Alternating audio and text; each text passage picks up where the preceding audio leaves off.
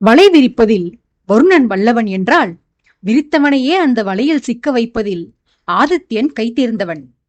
பொறாமை என்னும் வலையை விரித்து அதில் வாகினியை தன்பால் சிக்க வைக்க வருணன் முயல, அவனையே எதிர்பாராமல் முன்பே ஆதித்யன் விரித்திருந்த வலையில் தானாக சென்று விழுந்தான் வருணன். வாகினியை வெறுப்பேற்றுவதற்காக வருணன் நேத்ராவிடம் உருகி உருகி பேசிக் கொண்டிருக்க, அதற்கு எதிர்வினையாற்ற வேண்டியவளோ எந்த சலனமும் இல்லாமல் கூடத்திற்குள் சென்று தன் வேலையை பார்க்க துவங்கினாள். நேத்ராவோ வருணனுக்கு தன் மீது விருப்பம் உள்ளது என்று தவறாக எண்ணிக்கொண்டு அவனிடம் மனம் விட்டு பேசிக் கொண்டிருந்தாள். வருணனுக்கு இருந்த ஒரே நோக்கம் வாகினி தன்னை கவனிக்க வேண்டும் என்பதுதான்.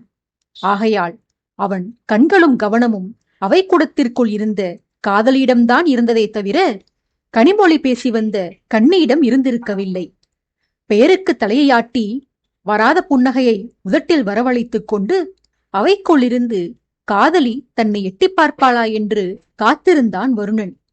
கூடத்தினுள்ளே உணவு பரிமாறப்பட வாகினியையும் அமர்ந்து உணவுண்ணும்படி ஸ்வர்ணிகா கேட்டுக்கொண்டாள்.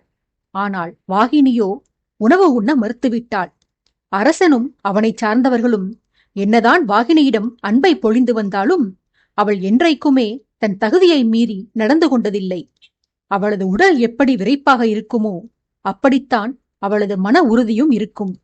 அளவுக்கு அதிகமாக இடம் எடுத்துக் கொள்ள மாட்டாள் அவள். அரச குடும்பத்தினர் தன் மீது காட்டும் அன்பை அர்ப்பணிப்பு உணர்வாக பணியில்தான் காட்டுவாள். ஆதலால்தான் ஸ்வர்ணிகா மகாராணி உள்பட பலரும் தங்களுடன் அமர்ந்து உணவு உண்ணச் சொல்லியும் வாகினி அதற்கு மறுத்துவிட்டாள். ஆதித்யன் ஒரு வார்த்தை கூறியிருந்தால் அவள் மறுக்காமல் அமர்ந்திருப்பாள்தான். ஆனால் தான் அவ்வாறு கூறினாள், தன் கரிசனத்தை கட்டளையாக ஏற்றுக்கொண்டுதான் வாகினி செயலாற்றுவாளே ஒழிய அவளாக விருப்பப்பட்டு உணவு உண்ண மாட்டாள் என்று உணர்ந்ததனால்தான் ஆதித்யன் அத்தகைய சங்கடத்தை வாகினிக்கு கொடுக்கவில்லை. மாறாக அவளுக்கு மிகவும் இஷ்டமான காரியம் ஒன்றை செய்ய வைத்தான் அரசன். அரசனுக்கு பணிவிடை செய்வதென்றால் வாகினிக்கு அலாது இன்பம். ஆதலால் சேவகர்கள் பலரிருந்த போதும் தனக்கு உணவு பரிமாறச் சொல்லி வாகினியிடம் கேட்டுக்கொண்டான் ஆதித்யன். அவளை பற்றி அறியாத பிரதாபன் நண்பனின் செயலை கண்டித்தான். ஆதித்யனுக்கு அருகில் அமர்ந்து உணவு உண்டு கொண்டிருந்தவன் நண்பனின் காதோரமாக, இருந்தாலும் உனக்கு ஆணவம் அதிகம் ஆதித்யா. உன்னிடம் பணியாற்றுபவள் என்பதனால் வாகினியை இப்படி தரக்குறைவாக நடத்துவாயா? பணியாளர்கள் இத்தனை பேர் இருக்க அதிகாரியான அவள் உனக்கு சேவகம் செய்ய வேண்டுமா? உன் மனைவியை விட என் மனைவியை விட அவள் அந்தஸ்தில் குறைந்தவளாக இருக்கலாம். ஆனால் ஆற்றலிலும் வலிமையிலும் நம்மவர்களால் வாகினிக்கு அருகில் கூட நெருங்க முடியாது. அடுத்தவரை மதிக்க கற்றுக்கொள் ஆதித்யா என நண்பனை வசைபாடினான். திட்டியவனை நோக்கி புன்னகைத்த அரசன், என்னை அத்தனை மூர்க்கன் என்று கருதிவிட்டாயா பிரதாபா? 27 சிற்றரசுகளை என் சொல்லுக்கு ஆட வைப்பதால் உண்டான ஆணவமும் அகங்காரமும் எனக்கு அதிகப்படியாகவே இருக்கிறதுதான். ஆனால் அதை அனைவரிடமும் காட்ட மாட்டேன். கர்வத்தை காட்ட வேண்டிய இடத்தில் மட்டும்தான் காட்டுவேன். வாகினியை பற்றி உனக்கு தெரியாது. ஏன், அவளை பெற்றவர்களுக்கும் அவளை காதலிக்கும் வருணனுக்கும் கூட அவளது குணாதிசயங்கள் முழுமையாக தெரியாது. ஆனால் எனக்கு தெரியும் அவளை பற்றி. அவள் எதை விரும்புவாள், எதை விரும்ப மாட்டாள் என்பதை நான் துல்லியமாக அறிவேன். எனக்கு பணி செய்வதை அவளது வாழ்வின் லட்சியமாக கருதி வருகிறாள். எனக்கு பணிவிடை செய்யச் சொல்லி நான் ஆணையிட்டால் அது என்ன வேலை என்று கூட யோசிக்காமல் எனக்கு சேவையாற்றுவாள். அதுவே எனக்கு பணி செய்யாதே என நான் கூறிவிட்டால் அவள் வருந்துவாள். வேண்டுமெனில் இப்போது பார் அவள் என்ன செய்கிறாள் என்று என பிரதாபனிடம் சவாலாக கூறியவன் பரிமாறுவதற்கு அருகில் வந்த வாகினியிடம், வேண்டாமம்மா, நானே பரிமாறிக்கொள்கிறேன். உனக்கு ஏன் வீண் சிரமம்? நீ மாளிகைக்கு சென்று உணவுண்டு ஓய்விடு. உன் பெற்றோர் உனக்காக காத்திருப்பர் என வாஞ்சையுடன் தான் சொன்னான். ஆனால் அதை கேட்ட வாகினியோ, நான் தங்களுக்கு தொந்தரவு செய்கிறேனா பிரபு? நான் சேவை செய்வதை தாங்கள் விரும்பவில்லையா? தங்களுக்கு பணி செய்ய வருணனுக்கு உரிமை இருக்கும் போது எனக்கு அந்த உரிமை கிடையாதா என வாதத்தையே மிகவும் பவ்யமாக செய்து வந்தாள். ஆதித்யனோ, அப்படியெல்லாம் இல்லை வாகினி. எனக்கு நீ வேறு அவன் வேறா? உனக்கு பசிக்குமே என்றுதான் கூறினேன். உனக்கு இப்போது செல்ல விருப்பமில்லை என்றால் நீ செல்ல வேண்டாம். ஆனால் எனக்கு வேறொரு உதவி செய்யம்மா. இந்த வருணனின் போக்கு எனக்கு சற்றும் பிடிக்கவில்லை. அவையில் இருந்த போதே நெடுநேரமாக சாளரத்தின் வெளியே இருந்த பெண்களைத்தான் கவனித்துக் கொண்டிருந்தான் அவன். இப்போது பார்த்தால் அந்த பெண்ணிடமே சென்று கதை அளந்து கொண்டிருக்கிறான். நீ சென்று அவனை நோட்டமிடு வாகினி என பணித்தான். வாகினியோ, தங்கள் ஆணையை அவசியம் ஏற்கிறேன் பிரபு. ஆனால் அவன் யாரிடம் மயங்கினால் நமக்கென்ன? அவனை நாம் கண்டுகொள்ள தேவையில்லையே என அடக்கத்துடன் வினவினாள். ஆதித்யன் அவளிடம், அப்படி விட்டுவிட முடியாதே அம்மா. வருணன் எனக்கு நெருக்கமாக இருந்தவன். யாரோ ஒருத்தியிடம் மயங்கி என் ரகசியங்களையெல்லாம் அவளிடம் ஒப்பித்து விட்டானால் என்ன செய்வது? அதற்குத்தான் அவனை கண்காணிக்கும்படி உன்னிடம் சொன்னேன். உனக்கு இதில் விருப்பமில்லை என்றால் விடுவாகினி. இந்த பணியை வேறு யாரிடமாவது ஒப்படைக்கிறேன் என்று வேறு ஆளை தேடுவது போல அரசன் நடிக்க, வாகினி அவதி அவதியாய், தங்கள் ஆணையை ஏற்க நான் தவறுவேனா பிரபு? தங்கள் கட்டளை எதுவாக இருந்தாலும் மறுபேச்சு பேசாமல் அதை உயிரை கொடுத்தாவது நிறைவேற்றுவேன் நான். தங்களிடம் எதிர்வாதம் செய்ததற்கு மன்னிக்கவும் அரசே என கோரிவிட்டு வாயிலை நோக்கி நடை போட்டுச் சென்றாள். சென்றவளை முதட்டோரச் சிரிப்புடன் ஒரு கணம் பார்த்துவிட்டு பின்பு அந்த சிரிப்பு மாறாமல் அருகிலிருந்த பிரதாபனையும் ஒரு பார்வை பார்த்தான் அரசன். பிரதாபனோ, ஏனடா இந்த பெண் இப்படி இருக்கிறாள்? உன் மீது இவளுக்கு ஏன் இத்தனை பக்தி? நீ கூறிய கதையை வைத்து பார்த்தால், நீ பாலகனாக இருந்தபோது உன் அத்தையுடன் சேர்த்து உன் உயிரையும் காப்பாற்றியது இவளுடைய தந்தை மணிமாறன் தான். எனில் நியாயப்படி நீதான் அவள் குடும்பத்திற்கு நன்றி கடன் பட்டிருக்க வேண்டும். ஆனால் இவளோ தந்தையை விட ஒரு படி மேலாக உன்னிடம் அன்பு பாராட்டுகிறாள். உண்மையில் வாகினி உனக்கு கிடைத்த பொக்கிஷம் ஆதித்யா.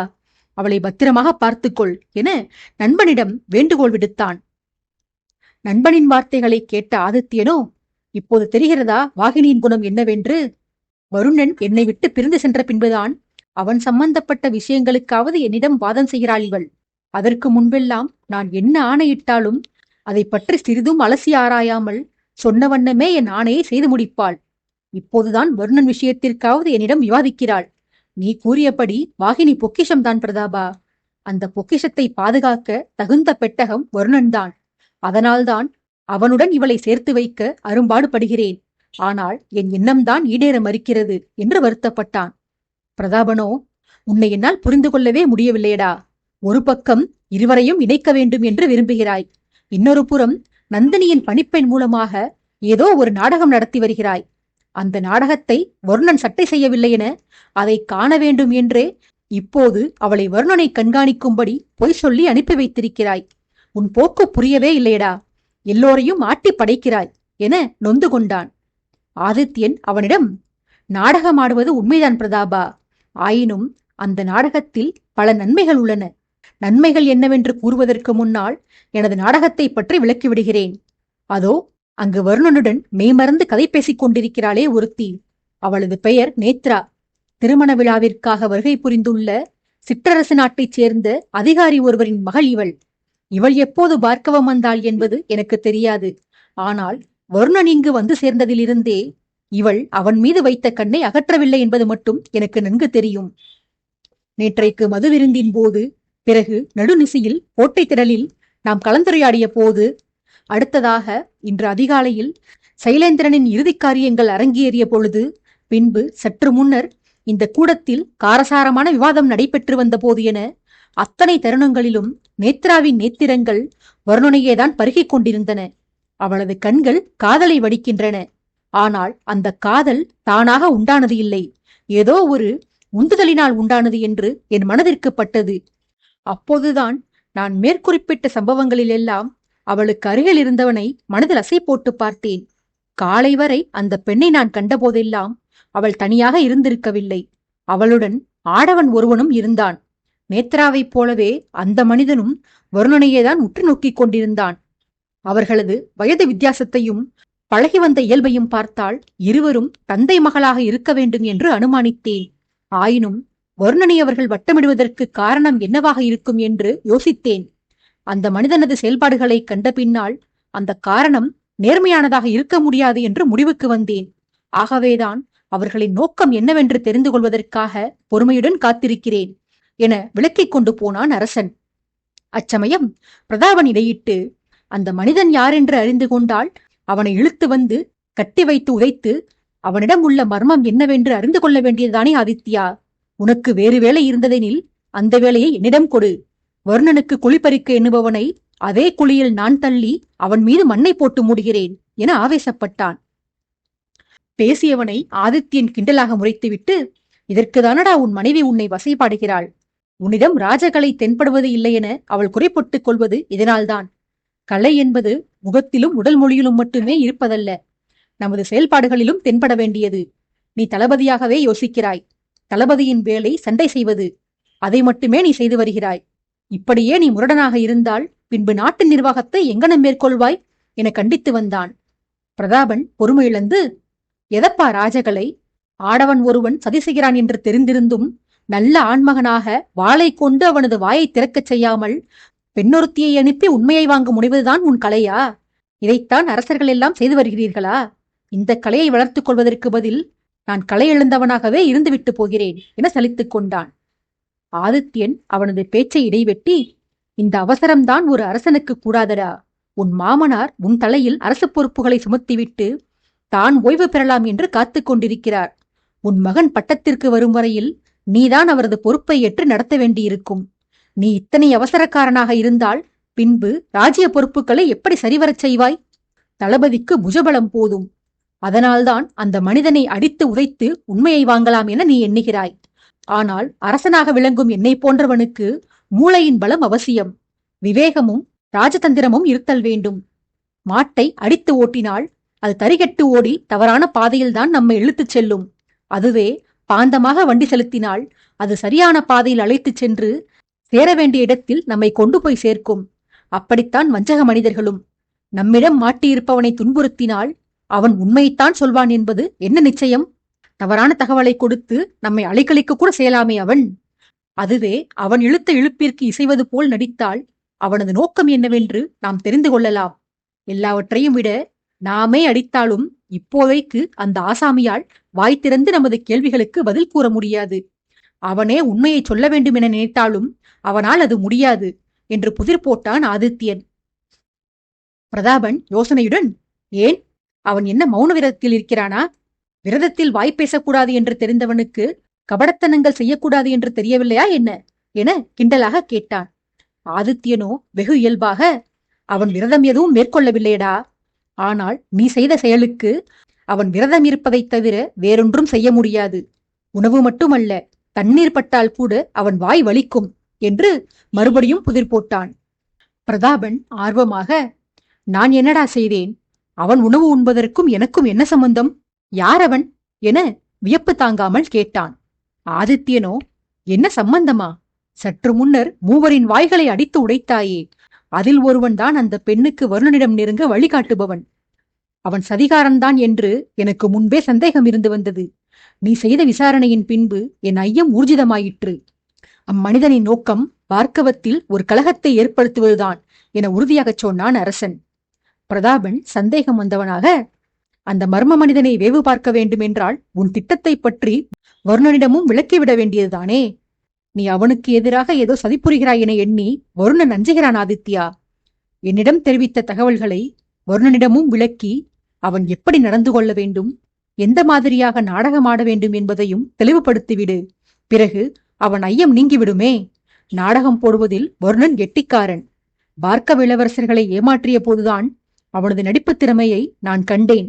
உன்னுடன் நான் நெருங்கி பழகுவதை காணச் சகியாமல் பாலகப் பருவத்தில் முகத்தை உம்மென்று வைத்துக் கொண்டு உணர்வுகளை மறைக்கத் தெரியாமல் முறைப்பானே, அந்த வருணனாயின்றி இத்தனை அருமையாக நடித்து ஏமாற்றுகிறான் என எண்ணி நானே வியந்தேனடா. இளவரசர்களுக்காக போட்ட சதி நாடகம் முடிந்துவிட்டதல்லவா? இப்போது வருணனை காதல் நாடகத்தை துவங்கச் சொல்லி உண்மையை கண்டறிந்து விடலாம் என யோசனை கூறினான் பிரதாபன். ஆதித்யனோ, இல்லை பிரதாபா, வருணனுக்கு இந்த விஷயம் பற்றி தெரியக்கூடாது. அவன் ஒரு முன்கோபக்காரன். பிரச்சனைகளை நிதானமாக கையாள அவனுக்கு பொறுமை இருக்காது. இந்த விஷயத்தில் அவசரப்பட்டோமெனில் பிறகு சூழ்ச்சிக்காரனின் சதியை முழுமையாக அறிந்து கொள்ள இயலாமலேயே போய்விடும். அந்த மர்ம மனிதன் ஏதோ ஒரு உள்நோக்கத்துடன் தான் வந்திருக்கிறான். நந்தினியை பற்றி அவன் அவதூறு பரப்பியது ஏதோ பொழுது போகாமல் அல்ல. நந்தினிக்கு அவமானம் என்றால் நான் கொதித்தெழுவேன். வதந்தி பரப்புபவர்களை தண்டிப்பேன் என அவன் நன்கு அறிந்திருக்கிறான். எனக்கு கோபம் வந்து நான் மூர்க்கமாக நடந்து கொண்டால் விருந்தினர்களுக்கு என் மீதுள்ள மரியாதை கெடும். திருமண விழாவில் கலகம் ஏற்படும் என்றெல்லாம் எண்ணிதான் அவன் வந்திருக்கிறான். ஆகையால்தான் உடல்நலம் சரியில்லாத நந்தினியை அரவிந்தன் தூக்கிச் சென்றதை காது மூக்கு வைத்து புரளியாக பரவச் செய்திருக்கிறான். ஆனால் உன்னையே அறியாமல் என்னை அந்த சதியில் அகப்பட்டுக் கொள்ள விடாமல் தடுத்து விட்டாய் நீ. அனைவரின் முன்பாகவும் நீயே தவறளித்தவர்களை அதட்டி மிரட்டி வதந்தி பிரச்சனையை பூதாகாரமாக வெடிப்பதற்குள் பேசியவனின் வாயை உடைத்து அதற்கு ஒரு முற்றுப்புள்ளியும் வைத்துவிட்டாய். அது ஒரு பெண்ணின் மானம் சம்பந்தப்பட்ட விஷயம் என்பதனால் அந்த சதியை நாம் ஊக்குவித்து உண்மையை தொடர்ந்து செல்ல முடியாது. ஆனால் வருணன் விஷயம் அப்படியல்ல என ஆதித்யன் சொல்லி வந்த வேளையில், ஓ, அப்படியெனில் அந்த பாவப்பட்டவன் வருணனுக்கு எதிரிகள் வகுத்திருக்கும் சதியில் அவனை சிக்க வைத்து உண்மையை அறிந்து கொள்ளலாம் என்கிறாயா?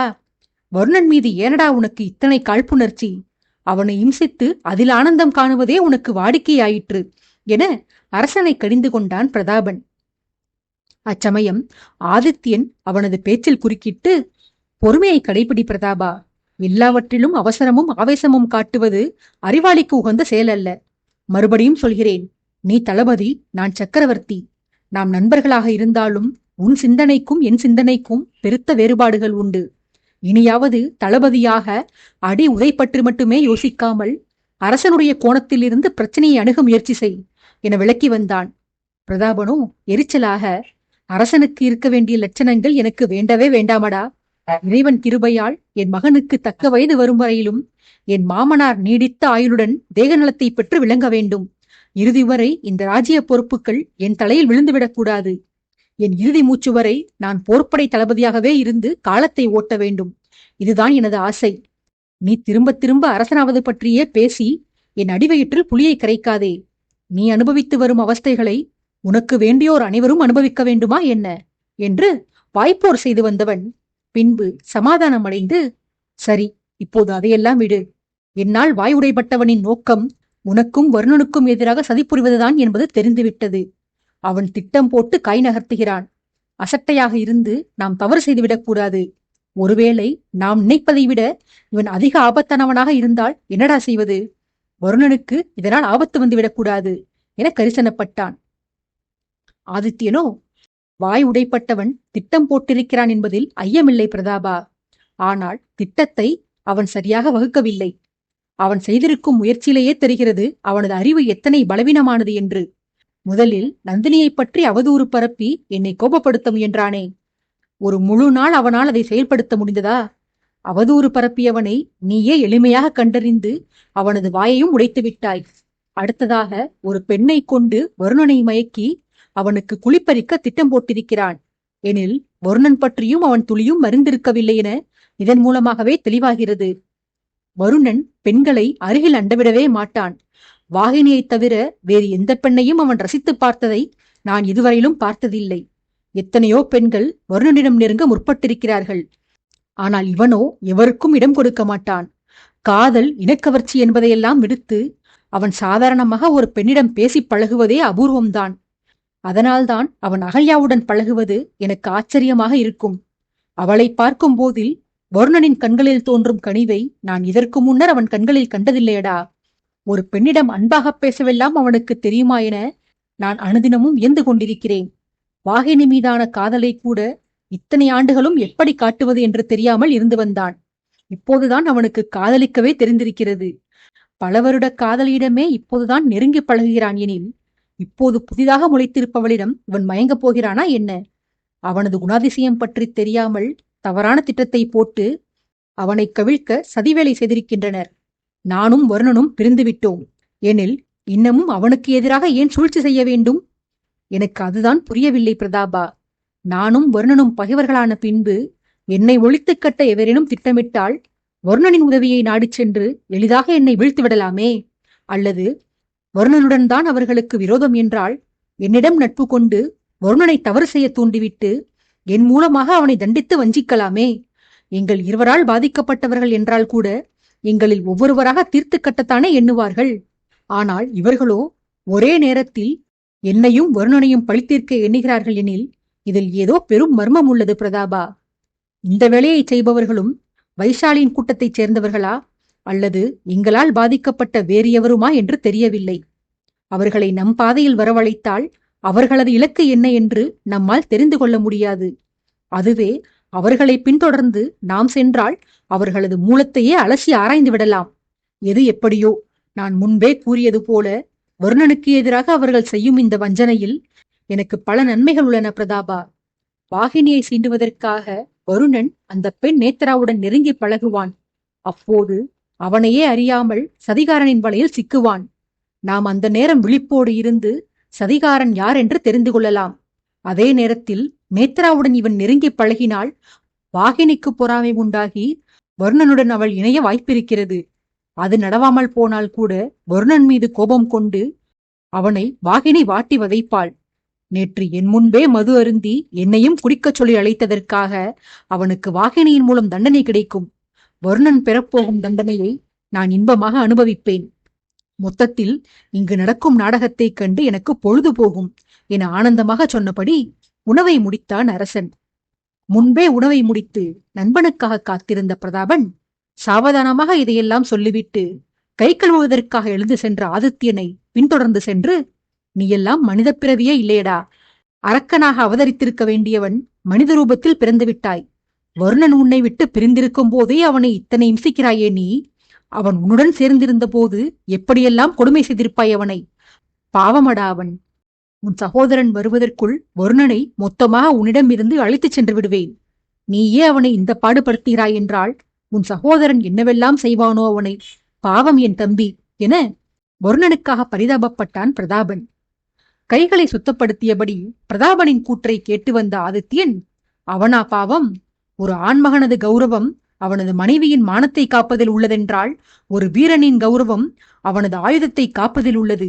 அப்படி இருக்க மாபெரும் சக்கரவர்த்தியான என்னுடைய வாளையே களவாடி சென்றதோடு அதை கேட்டாலும் கொடுக்க மறுக்கிறானவன். சொந்த வாளையே காப்பாற்றிக் கொள்ள முடியாதவன் ராஜ்யத்தை எங்கிருந்து காப்பான் என மக்கள் என்னை விமர்சிக்க மாட்டார்களா? எனக்கு இப்படியொரு அவப்பெயரை தேடி தந்திருப்பவனை தண்டிக்காமல் தூக்கி வைத்து கொஞ்சம் சொல்கிறாயா என வருணனை வசைபாடினான். இங்கு ஆதித்யனும் பிரதாபனும் வருணனுக்காக வாய்ப்போர் செய்து கொண்டிருக்க, அங்கே வருணனோ அரசனின் உத்தரவின் பேரில் வாகினி தன்னை கண்காணிக்கத்தான் வந்திருக்கிறாள் என்பது தெரியாமல் தான் ஒரு பெண்ணிடம் உறவாடுவதால் பொறாமை கொண்டுதான் வாயிலில் வந்து நிற்கிறாள் என்று கருதி கொண்டு வேண்டுமென்றே குலுங்க குலுங்க சிரித்தபடி நேத்ராவிடம் பேசி வந்தான் வருணன். கைகளை சுத்தம் செய்து கொண்டு வருணனையும் வாகினியையும் மாறி மாறி பார்த்த அரசன் வாகினியின் மனதில் சிறிதும் பொறாமை இல்லாது வருணனின் செயலை சட்டையே செய்யாமல் அவள் நின்றிருந்ததைக் கண்டு வருந்தி போனான். வருணனை கண்காணிக்கும் வேலையையும் அவளுக்காகவென்று இல்லாமல் தனது கட்டளைக்காகவே மேற்கொண்டு வந்தவளை பார்த்து ஆதித்யனுக்கு வருத்தம்தான் தோன்றியது. வருணன் மீதான உணர்ச்சிகளை எல்லாம் வாகினி கைவிட்டு விட்டாளெனில் முற்றிலுமாக அவனை அவள் வெறுத்துவிட்டாள் என நினைத்தபோது அரசனின் மனம் கனத்தது. வாகினியை உணவு உட்கொண்டு விட்டு வரும்படி அனுப்பிவிட்டு மறுபடியும் சைலனின் மரணம் பற்றிய சந்தேகங்களை தன்னவர்களுக்கு தெளிவுபடுத்த ஆரம்பித்தான் அரசன்.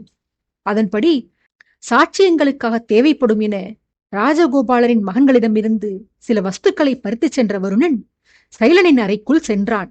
அங்கே சாய்வு இருக்கையில் சாய்ந்தபடி கைகளை தலைக்கு பின்னால் போர்த்து கொண்டு சாவகாசமாக அமர்ந்திருந்த சைலேந்திரன் வருணன் உள் நுழைந்தவுடன், என்னடா இவன் சக்கரவர்த்தி, அவனை பற்றி என்னென்னவோ கதை அளந்தீர்கள். அவனானால் நான் சென்று அழைத்தவுடனேயே என் அறைக்கு வருகிறேன் என ஒப்புக்கொண்டு விட்டான். இவனை கண்டா எல்லோரும் இப்படி பயப்படுகிறீர்கள். அந்த ஆதித்யனிடம் என்ன உள்ளது என என் தந்தை உள்பட அனைவரும் அவன் மீது மரியாதையும் பக்தியும் கொண்டிருக்கிறீர்கள். அவனை மட்டும் நீ கொன்று போடு. பிறகு நீ என்ன கேட்டாலும் நான் அதை உனக்கு வழங்குகிறேன். பெண், பொன், பொருள் என எதை வேண்டுமானாலும் கேள், நீ கொடுக்கிறேன். சௌபர்ணிகாவையும் அகல்யாவையும் மட்டும் கேட்டுவிடாதே. அவர்கள் இருவரும் எனக்கு மட்டுமே சொந்தம். முன்னவளை நான் நேரில் பார்த்ததில்லை. ஆனால் திருமணத்திற்கு அழைப்பு விடுப்பதற்காக ஆதித்தபுரிக்கு வந்திருந்த எனது தம்பிமார்கள் அவளது அழகை வர்ணித்ததை கேட்ட பின்பாக சௌபாவை அடைந்தே தீர வேண்டும் என என் மனம் துடிக்கிறது. பிறகு இந்த அகல்யா, அவளை பார்க்கும் போதிலேயே கண்கள் கூசுகின்றன. அத்தனை ஜொலிக்கிறாள் அவள். அவளுக்கு இருக்கும் அழகுக்கு சாதாரண சிற்றரசின் ராணியாக விளங்க வேண்டியவளா அவள்? மாபெரும் சாம்ராஜ்யத்திற்கே அரசியாக வேண்டியவள். ஆதித்யன் மாண்டு போன பின்னால் வசுமித்ரா முழுவதுமே என் கைக்குள் வந்துவிடும். பிறகு அந்த அகல்யாவை மணந்து அவளை என் பட்டத்தரசியாக்கிக் கொள்கிறேன். சௌபர்ணிகாவும் அரியணையை அலங்கரிக்க வேண்டியவள்தான். இருந்தும் அவளை ஏற்கனவே ஆதித்யன் தனக்கு சொந்தமாக்கிக் கொண்டு விட்டான். அடுத்தவனின் மனைவியை ஆசை நாயகியாக வேண்டுமானால் வைத்துக் கொள்ளலாமே தவிர அரியணையில் உடனமர வைத்து அழகு பார்க்க முடியாது. பாவம், அழகு இருந்து என்ன பிரயோஜனம்? என்னுடன் அரியணையில் அமர அந்த சௌபாவிற்கு அதிர்ஷ்டம் கிடைக்கவில்லையே. அந்த பாக்கியம் அகல்யாவிற்கு தானே கிடைத்திருக்கிறது. என்று இருமாப்பில் பிதற்றினான். சைலனின் வார்த்தைகள் வருணனுக்கு ஆத்திரம் வரவழைத்தாலும் அரசன் அந்த அறைக்கு வரும் வரை பொழுது போக வேண்டும். அதே நேரத்தில் சைலன் மீது தனக்குள்ள குரோதம் சற்றும் குறைந்துவிடக்கூடாது என்பதனால் சைலன் அவனாகவே அவனது வாயால் கண்டதையும் உளறி தன் கோபத்தனலை ஊதிவிடட்டும் என பொறுமை காத்திருந்தான் வருணன். அங்கே இங்கே என சுற்றி அடுத்ததாக வாகினி விஷயத்திற்கு வந்து சேர்ந்திருந்தான் சைலன். ஏனடா வருணா, உன் நாட்டில் பெண்களுக்கா பஞ்சம்? அழகான பெண்கள் எத்தனை பேர் உள்ளார்கள். நானே கேள்விப்பட்டேனே. பல பெண்கள் உன் கடைக்கண் பார்வைக்காக காத்திருக்கிறார்களாமே. நீதான் பெண்களை சட்டை செய்யவே மாட்டாயாமே. நீ என்ன லட்சுமணனின் அவதாரமாடா? அவன்தான் அண்ணனுக்கு சேவை புரிய வேண்டும் என்பதற்காக சுகபோகங்கள் எதிலுமே நாட்டமில்லாமல் கட்டிய மனைவியை கூட அயோத்தியில் விட்டுவிட்டு ராமனுடன் காட்டிற்கு சென்று விட்டானாம். நீயும் ஒரே ஒருத்தியை காதலித்து அந்த ஒருத்தியையும் சரிவர கண்டுகொள்ளாமல் விட்டு உன் அரசன் பின்னாலேயே சுற்றி வந்தாயாமே. அந்த ஆதித்யன் பின்னால் சுற்றியதற்கு ஒழுங்காக வாகினியின் பின்னால் சுற்றி வந்திருந்தாயானால் குறைந்தது அவளாவது உனக்கு கிடைத்திருப்பாள். அவளெல்லாம் ஒரு பெண் என்று எப்படியடா அவள் மீது உனக்கு காதல் பிறந்தது? வாள் பிடிப்பவளிடம் மோகம் எப்படி தோன்றும்? அதிலும் அவளை மனைவியாக்கிக் கொள்ள வேறு விரும்புகிறாய். வாழ்க்கை என்ன வாள் சண்டையா? வாளேந்துபவளை விரும்புகிறாய்? உனக்கு அடங்கிப் போகிறவள் மீதுதானடா உனக்கு ஆசை வர வேண்டும். உன்னை ஆட்டி படைப்பவளிடம் சிக்கிக் கொண்டாயானால் பிறகு வாழ்க்கையே ஆட்டம் கண்டுவிடும். சரி, அது உன் தலையெழுத்து. அந்த திமிர் பிடித்தவளை உன்னிடம் ஒப்படைப்பதாக நான் வாக்களித்திருக்கிறேன். அவளுடன் வாழ்வாயோ அல்லது வாள் சண்டை செய்வாயோ அது உன் விருப்பம். நான் எனக்கு ஏற்றவளான அகல்யாவை அடையப் போகிறேன். அதன் பின்பாக இப்போது என்னை மணமுடிப்பதற்காக காத்திருக்கும் மீனலோட்சணியை அடைவேன். அதன் பின்பு இன்னும் எண்ணற்ற அழகு நங்கைகளை அடைந்து என் அந்தப்புறத்தை நிரப்புவேன். இதையெல்லாம் நினைக்கும் போதே உள்ளம் குதூகலிக்கிறது என உடலை சிலிர்த்துக் கொண்டான். வருணன் பேசியவனிடம், அகல்யாவை அடைவது அத்தனை எளிதென்று எண்ணிவிட்டாயா சைலா? அவள் காதலிப்பது யாரை தெரியுமா? ராகவன் என்ற மாவீரனை. ஆதித்யவர்மரை நீ மாய்த்து விட்டால் உனக்கு எல்லா பாதைகளும் திறந்துவிடும் என்று கருதுகிறாயா நீ? அரசரின் மரணத்திற்கு மாறன் உன்னை பழி தீர்க்க வருவான். அதன் பிறகு விஜயேந்திரன் வருவார். அரசருக்காக உயிரையே கொடுக்க சித்தமாக உள்ள உன் தந்தையைப் போன்ற எண்ணற்ற சிற்றரசர்கள் கிளம்பி வருவார்கள்.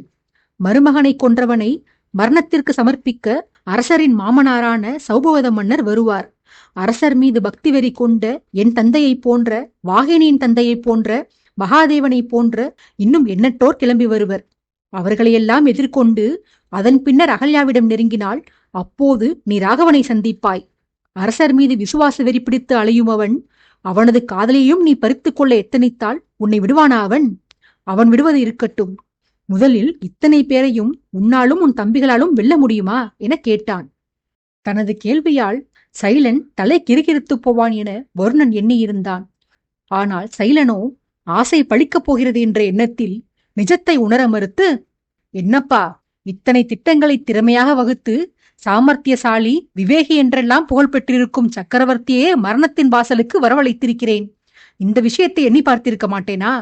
எத்தனை சாமர்த்தியமாக பேசியிருந்தால் ஆதித்யன் என்னை தேடி எனது அறைக்கு வர ஒப்புக்கொண்டிருப்பான். அதிலிருந்தே என் மதியுகத்தை பற்றி நீ அறிந்திருக்க வேண்டாம்? ஆதித்யனை கொன்ற பின்பாக நான் முதலில் செய்யப்போகும் காரியம் அவனது மனைவியையும் அகல்யாவையும் கடத்துவதுதான். சௌபர்ணிகா என்னிடம் அகப்பட்டு கொண்டால் பிறகு அவளது தந்தை எனக்கு எதிராக செயல்பட மாட்டார். அவர் மகளை நான் கொன்று விடுவேனோ என அஞ்சி நான் ஆட்டுவித்தபடியெல்லாம் ஆடுவார். அடுத்ததாக நந்தினி என்று ஒருத்தி இருக்கிறாளாமே, மாறனின் ராணி, அவளை தேடிக் கண்டுபிடித்து கடத்தி வந்து சிறை வைப்பேன். தனது ராணி என்னிடம் சிக்கியிருந்தால் மாறன் எப்படி எனக்கு எதிராக செயல்படுவான்? அடுத்ததாக அகல்யா, அவளை நான் திருமணமே முடித்துக் கொள்வேன். அவளை நான் மனம் செய்து கொண்டால் ராகவன் மனமுடைந்து தானாகவே எனது பாதையில் இருந்து விலகிச் சென்று விடுவான். வாகினி ஒருத்திதான் பாக்கி. அவளை நீ கைப்பற்றப் போகிறாய். எனில் பெண்களை கொண்டே நம்மை நெருங்கும் ஆடவர்களையெல்லாம் தடுத்து நிறுத்தி விடுவோம் என விவரித்து வந்தவன் ஏதோ பெரிய ராஜதந்திரத்தையே போட்டு முடித்தவன் போல பெருமை பொங்க கைகளை கட்டியபடி கம்பீர சிரிப்புடன் வருணனை நோக்கினான். அதற்கு மேலும் அந்த மூடனின் பிதற்றலை வருணனால் பொறுத்து கொள்ள முடியவில்லை. ஏனப்பா, வசுமித்ராவை நீ கைப்பற்ற விரும்புவது நாட்டில் நல்லாட்சி செலுத்தி இன்னும் எண்ணற்ற தேசங்களை கைப்பற்றி உன் ராஜ்யத்தை விஸ்தரிக்கத்தான் என்று எண்ணினேன். நீயானால் ராஜ்யம் ஆளுவது பற்றி பேசவே மறுக்கிறாயே. பெண்டாளுவதை பற்றி மட்டுமே சிந்திக்கிறவனுக்கு ராஜ்யம் எதற்கு செய்யலா? பெண்களுடன் மோகிப்பது ஒன்று மட்டுமே உன் குறிக்கோளா? ஆடவர்களுடன் நேருக்கு நேர் மோதுவது குறித்து சிந்திக்கவே மாட்டாயா நீ? பெண்களின் துணை இல்லாமல் உன்னால் எந்த வேலையும் செய்ய முடியாது போலவே. சேலையின் பின்னால் செல்வதே வாழ்வின் குறிக்கோள் என்று கருதுபவனுக்கு அரியணை எதற்கு? சிற்றரசன் இளவரசனாக இப்போதும் நீ அந்த காரியத்தை தானே செய்து வருகிறாய். உன்னால் வஞ்சிக்கப்பட்ட பெண்களின் எண்ணிக்கையை கணக்கெடுக்கவே முடியாதாமே.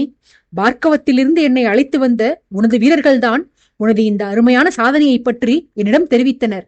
இதனால்தானோ என்னவோ வாகினி போன்ற வீரமிக்க பெண்ணை உனக்கு பிடிப்பதில்லை. ஏனென்றால் உன் இஷ்டத்திற்கு அவளை போன்றவர்கள் வளைந்து கொடுக்க மாட்டார்கள். அப்படிப்பட்ட பெண்களிடம் உன் வீரத்தை காட்டினால் பிறகு உனக்குதான் ஆபத்து என்று நீ உணர்ந்திருக்கிறாய். அவள் உன் வயிற்றில் ஓங்கி குத்தினால் பிறகு வாழ்நாள் முழுவதும் படுக்கையில் கிடக்க வேண்டும் என்று நீ அறிய மாட்டாயா என்ன? எப்படியோ சைலா, உன்னால் ஒரு நன்மை நேர்ந்தது எனக்கு. இன்றுதான் என்னை பற்றி நானே சில விஷயங்களை தெரிந்து கொண்டேன். முதல் விஷயம், நான் எத்தனை உத்தமன் என்பதை. அதாவது, எந்நேரமும் பெண்களையே எண்ணிக்கொண்டிருக்கும் தூர்த்தன் உன்னுடன் ஒப்பிடும்போதுதான் பெண்களை மதிக்கும் நான் எத்தனை புனிதமானவன் என்று எனக்கே புலப்படுகிறதடா. அடுத்து, நானே என்னை பற்றி அதிசயம் கொள்ளும் விஷயம், எனக்கும் இத்தனை பொறுமையை கடைபிடிக்க முடியும் என்பதுதான். நான் ஒரு முன்கோபி, முன்பின் யோசிக்காமல் எதற்கெடுத்தாலும் கை ஓங்கி விடுவேன் என பிரபு என்னை சதா நிந்திப்பார். சக்கரவர்த்தினி சௌபர்ணிகா பற்றியும், என் காதலி வாகினி, என் தங்கை அகல்யா பற்றியும் நீ அவமரியாதையாக பேசியும் நான் இன்னமும் உனது வாயை உடைக்காமல் இருப்பதே எனக்கு ஆச்சரியம் அளிக்கிறதடா. என்னால் கூட கோபத்தை கட்டுப்படுத்த முடியும் என நினைக்கும் போது எனக்கே வியப்பாக உள்ளது என தனக்குத்தானே புகழ்ந்து கொண்டான். சரியாக அச்சமயம் ஆதித்யன் அந்த அறைக்குள் நுழைய, சைலன் தன்னையும் மீறி இருக்கையிலிருந்து எழுந்து அரசனுக்கு மரியாதை செலுத்தினான். வருணனோ எழுந்தவனை தோளை பிடித்து மறுபடியும் இருக்கையில் அமர்த்தி கிண்டலாக அவனிடம், சக்கரவர்த்தி தாங்கள் ஒரு சாமானியனுக்காக எழுந்து நிற்பதா? சற்று முன்னர்தானே உரைத்தீர்கள், அந்த ஆதித்யனிடம் ஏன் அனைவரும் பக்தியும் மரியாதையும் கொண்டுள்ளீர்கள் என. இப்போது அதே ஆதித்யனைக் கண்டு தாங்கள் எழுந்து நின்றால் எப்படி பிரபு என்று கேட்டு சைலனை இருக்கையில் அமர வைக்க போராடினான். ஆதித்யனோ எதுவும் தெரியாதவன் போல, என்னடா வாய் நெழுகிறது? மரியாதை இல்லாமல் என்னை பெயர் சொல்லி அழைக்கிறாய்? என்ன தைரியத்தில் இவ்விதம் பேசுகிறாய் என வருணனை பொய்யாக மிரட்டினான். வருணனோ நெஞ்சை விடைத்துக் கொண்டு, நான் ஏன் உங்களை பார்த்து பயம் கொள்ள வேண்டும்? இத்தனை நாளும் சக்கரவர்த்தி என்றுதானே உங்களுக்கு மரியாதை கொடுத்து வந்தேன். இன்று முதல் இதோ இங்கு வீற்றிருக்கும் இந்த சைலேந்திரன் தான் வசுமித்ராவின் சக்கரவர்த்தி. தங்களுக்கு சொந்தமான அனைத்தும் இனி இவனுக்குதான் சொந்தமாம் என சைலனை அரசனிடம் சிக்க வைத்தான். அனைத்தும் என்று மறுபடியும் அந்த வார்த்தையை அழுத்திச் சொன்னான் வருணன். அதை கேட்டு கோபமுற்றவன் போல பார்வையை உக்கிரமாக மாற்றி வலது கையில் அணிந்திருந்த ரத்தின கங்கணத்தை இடது கையை கொண்டு மேலே ஏற்றி பேசிய வருணனை பார்க்காமல் அமர்ந்திருந்த சைலனை நோக்கியவாறே, அனைத்துமா? அனைத்தும் என்றால் என்ன அர்த்தம்? எனக்கு சொந்தமானது என்னவெல்லாம் வேண்டுமாம் இவனுக்கு என வருணனிடம் கேட்டான். வருணன் பதில் கூறும் முன்பாக சைலன் பதறிப்போய், பிரபு, இவனை நம்பாதீர்கள். உங்கள் பொருளுக்கு நான் ஏன் ஆசைப்பட போகிறேன்? இவன் பொய் கூறுகிறான். நான் சந்தேகம் கேட்கத்தான் தங்களை வரவழைத்தேன். சக்கரவர்த்தியாக விரும்பவில்லை அரசே நான். வருணன் ஒரு கயவன். இவனை பற்றி உங்களுக்கே நன்கு தெரியும் என பயத்தில் அரற்றினான். அச்சமயம் வருணனோ, என்ன நண்பா இப்படி மாற்றி பேசுகிறாய்? நானா கயவன்? ஆதித்யன்தான் கயவன். அவனை இன்றே கொன்று போட வேண்டும் என்று சொல்லித்தானே என்னை அசோகபுரத்திற்கு வரவழைத்தாய்.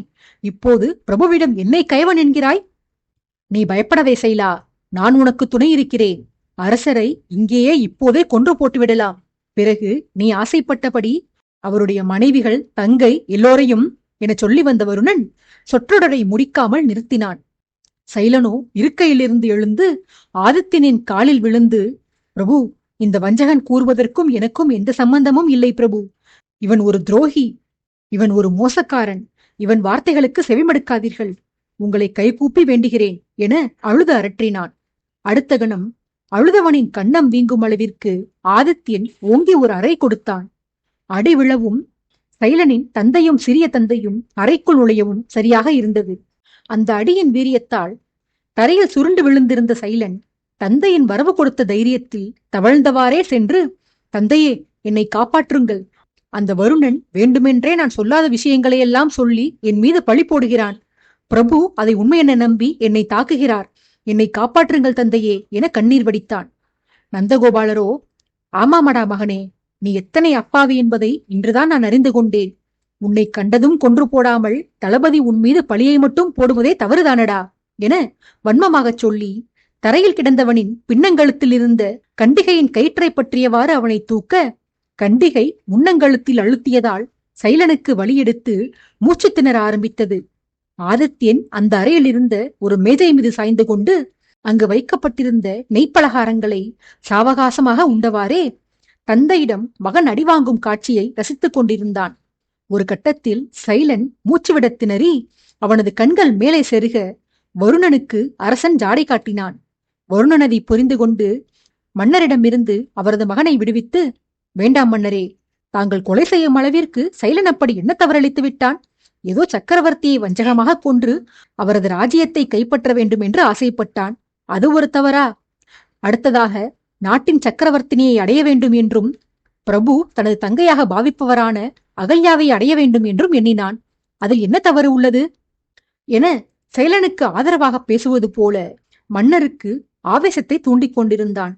நந்தரும் அவரது தம்பியும் சைலனை அனல் கக்கும் விழிகளுடன் முறைத்துக் கொண்டிருக்க, அவனோ, இல்லை, இந்த வருணன் கூறுவது முற்றிலும் பொய். மீனாவை தவிர என் மனதில் எந்த பெண்ணும் இல்லை. அவளது பெயரைத் தவிர எந்த பெண்ணையும் பற்றி என் மனது எண்ணியதில்லை என அபத்தமாக பொய் சொல்லி வந்தான். அடுத்த வார்த்தை பேசுவதற்கு முன்னரே சைலனின் வலது காதும் வலது கன்னமும் கன்றி போகும் அளவிற்கு அவனுக்கு அறை விழுந்தது. அறையில் இருந்த அரசன், வருணன், அவனது தந்தை மூவரையும் பார்த்தான். அவர்களிடம் அசைவே இல்லை. எனில் அடித்தவர் யார் என்பதை திரும்பி பார்த்தான். வெறி கொண்டு நின்றிருந்த சிறிய தந்தை ராஜகோபாலரை கண்டான் சைலேந்திரன். விவரமறிந்த நாள் முதலாக ராஜகோபாலர் அண்ணன் மகனை அதட்டி பேசியது கூட கிடையாது. அண்ணனைப் போலவே சைலனின் மீது அவரும் அன்பை வாரி வழங்கியவர். அரவிந்தனை வேண்டுமானால் அவ்வப்போது கண்டித்திருக்கிறாரே தவிர மறந்தும் சைலனை அவர் அதட்டி பேசியது கூட கிடையாது. அப்படிப்பட்டவர் தன்னை அடித்ததை நம்ப முடியவில்லை அவனால். அடுத்த அடி அடிக்க ராஜன் கையை ஓங்க, வருணன் வேகமாக வந்து அவரை தடுத்து நிறுத்தி, என்ன இளவலே, சைலன் ஒரு அப்பாவி, ஏதோ சிறுபிள்ளை அறியாமல் செய்துவிட்டான். நீங்கள் அடித்தே அவனை கொன்று விடுவீர்கள் போலவே என சைலனுக்கு ஆதரவாக பேசியவன் உடனே தனது தொனியை மாற்றி, இப்போது என்ன, சைலனை தண்டிக்க வேண்டும், அவ்வளவுதானே? நம் இளவரசனுக்கு ஆண்கள் என்றால் அறவே ஆகாது. பெண்களின் தலையீடு இல்லாமல் எந்த காரியமும் செய்ய விரும்ப மாட்டான் அவன். இங்கு நாம் அனைவருமே ஆண்களாக உள்ளோம். இத்தனை நேரம் இவன் இத்தனை ஆண்களுடன் தனித்திருக்க விரும்ப மாட்டான். ஆகையால் அவனை குதூகலப்படுத்துவதற்காக பெண்களை இங்கு வரவழைக்கிறேன். சைலன் இன்பமாக இருந்துவிட்டு போகட்டும் என கிண்டலாகச் சொல்லிய வருணன் அறையின் பின்வாயிலுக்கு சென்று அங்கிருந்த பெண்களை அறைக்குள் அழைத்து வந்தான். அப்பெண்களை கண்ட மாத்திரத்திலேயே சைலேந்திரன் பதறிப்போய், இல்லை, இது பெரிய சதி. இவர்களை யாரென்றே எனக்கு தெரியாது. வருணன் சதி செய்கிறான். இந்த பெண்கள் எல்லாம் தகாத நடத்தியுள்ளவர்கள். இவர்களை நம்பாதீர்கள் தந்தையே, இவர்களை விரட்டி அடித்து விடுங்கள் என அலறினான். நந்தர் இலக்காரமாக, தளபதி வாய் திறந்து எதுவும் சொல்லவில்லையே, பிறகு அவர் இப்பெண்களை வைத்து சதிதான் செய்கிறார் என எப்படி கூறுகிறாய்? தளபதி இவர்களை எதற்கு அழைத்து வந்திருக்கிறாய் என்று உனக்கு முன்பே தெரியும் போலவே. தெரிந்தால் சொல் சைலா, வருணன் செய்யும் சதி என்னவென்று நானும் தெரிந்து கொள்கிறேன் என மகனது வாயை கிளறினார். சைலனோ என்ன பதில் சொல்வது என தெரியாமல் திணறிக் கொண்டிருக்க, வருணன் பயந்து நடுங்கிக் கொண்டிருந்தவனை இருக்கையில் அமர வைத்து, நீ விரும்பும் தருணம் வாய்த்துவிட்டது சைலா. கோபியர் சூழ்ந்திருக்கும் கண்ணனைப் போல உன்னை சுற்றி இத்தனை பெண்கள் விற்றிருக்கின்றனர். நீயானால் அவர்களை பார்த்து ரசிப்பதை விடுத்து பயந்து கொண்டிருக்கிறாய். பெண்களைக் கண்டால் உனக்கு மோகம்தானே வரும், பயம் கூட வருமா என்ன? அது இருக்கட்டும், திருமணத்தை குறித்த சந்தேகத்தை தீர்ப்பதற்குத்தானே சக்கரவர்த்தியை உன் அறைக்கு அழைத்தாய். எனில் இந்த பெண்களை எதற்கு அழைத்திருக்கிறாயடா? சரி, அது போகட்டும். பெண்களை அழைத்துவிட்டு நீ ஏன் வெட்கப்பட்டு கொண்டு நிற்கிறாய்? தந்தைமார்கள் உள்ளார்கள் என்ற தயக்கமா? இந்த விஷயத்திலெல்லாம் நீ சக்கரவர்த்தியைத்தான் பின்தொடர வேண்டும். அவரெல்லாம் மனதிற்கு பிடித்தவரை கண்டுவிட்டால் யாரை கண்டும் தயங்க மாட்டார். அன்னையானாலும் சரி, மனைவியானாலும் சரி, தயங்காமல் சொல்லிவிட்டு பெண்களை பார்க்க கிளம்பிச் சென்று விடுவார். நீயானால் இதற்கே இப்படி அஞ்சுகிறாயே என சைலனை வம்பிழுக்கும் சாக்கில் அரசனையும் சேர்த்து வாரினான் வருணன். பலகாரங்களை குறித்தவாறே தன்னை நையாண்டி செய்தவனை சீற்றத்துடன் முறைத்தான் அரசன்.